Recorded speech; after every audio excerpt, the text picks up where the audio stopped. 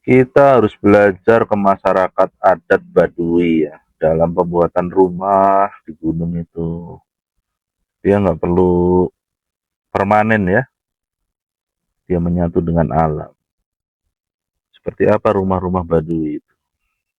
Rumah tanpa paku ini kuat berdiri bertahun-tahun. Inilah rumah adat suku Baduy Dalam. Dibangun hanya dari material yang mereka ambil dari hutan, kayak Iya, iya, iya. kayu, bambu, ijuk, rotan, dan daun rumbia. Begitu Disatukan ya. hanya dengan simpul rotan dan anyaman. Gak ada satupun paku yang dipakai. Rumah Baduy tidak boleh dicat atau diberi variasi karena kesederhanaan adalah prinsip hidup mereka. Hmm, Uniknya, setiap rumah wajib menghadap utara atau selatan. iya, Ini iya, iya. bukan kebetulan, tapi bentuk penghormatan terhadap harmoni alam. Dan yang paling keren, mereka tidak mencangkul ataupun meratakan tanah saat membangun rumah. Kontur tanah dibiarkan alami karena merusak tanah dianggap melanggar adat. Rata-rata ukuran rumahnya Hmm, 9 kali 12 meter dengan satu pintu dan tanpa jendela. Sederhana tapi menyimpan filosofi yang mendalam. Di Baduy, rumah bukan sekedar tempat tinggal, tapi cerminan hidup yang menyatu dengan alam. hmm. Tonton video lengkapnya di YouTube channel. Iya, iya, iya, iya. Itu ya. Dia sederhana ya, makanya lucu tuh. Sekarang yang di gunung-gunung malah dibikin permanen, ada yang dibikin villa, tempat wisata ya. Akhirnya pohon-pohon ditebang ya. Akarnya itu kan untuk menahan tanah. Akhirnya terjadi longsor. Berapa sih kekuatan apa itu pondasi ya? Dibanding akar kan lebih kuat akar. Ya kita harus bersinergi dengan alam ya. Seperti suku Baduy ini kan menyatu dengan alam. Nggak pernah ada cerita di Baduy ini longsor itu. Ya aman-aman aja dia. Nah, terus gimana cari tahu lagi penguburan ya. Penguburan di Baduy seperti apa ya?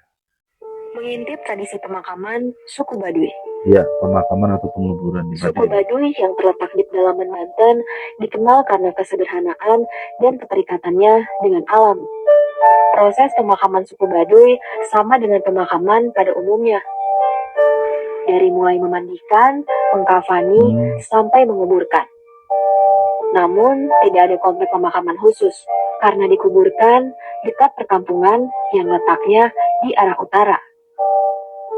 Saat proses memandikan hmm, jenazah, jenazah laki-laki dimandikan oleh dukun laki-laki, begitupun sebaliknya. Kemudian ditaburi bubuk kayu cendana, lalu dikafani. Setelah itu didoakan oleh penghulu adat dan dinaikkan ke atas keranda untuk dibawa ke pemakaman yang telah disiapkan. Setelah selesai, dilanjutkan dengan acara selamatan pahit, di mana kaum wanita diminta untuk menumbuk padi dan memasak untuk disajikan kepada warga yang mendoakan. Berlangsung hmm, selama 7 hari, dari hari pertama, ketiga, dan ketujuh.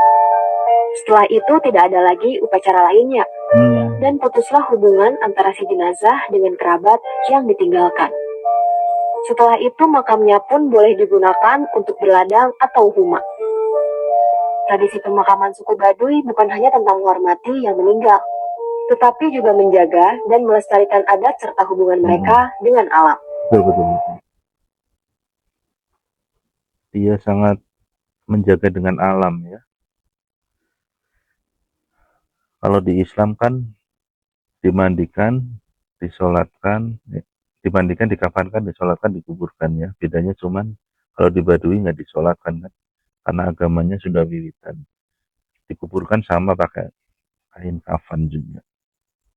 Ini kuburannya malah diratakan ya setelah 7 hari itu bisa untuk berladang lagi atau ya kita ambil yang baik dari suku Baduy karena dia menjaga alam supaya tidak terjadi bencana ya. Seperti halnya yang sekarang ini ramai sekali bencana tanah longsor ya. Ya karena gunung atau bukit itu harusnya tempatnya pohon, jelas-jelas pohon, dibikin rumah, rumahnya pun permanen. Otomatis kan lebih berat ya beban untuk tanah, seringnya terjadi retakan-retakan. Coba kalau ditanami pohon-pohon kan Ya, terus kita belajar dan belajar dari suku Baduy.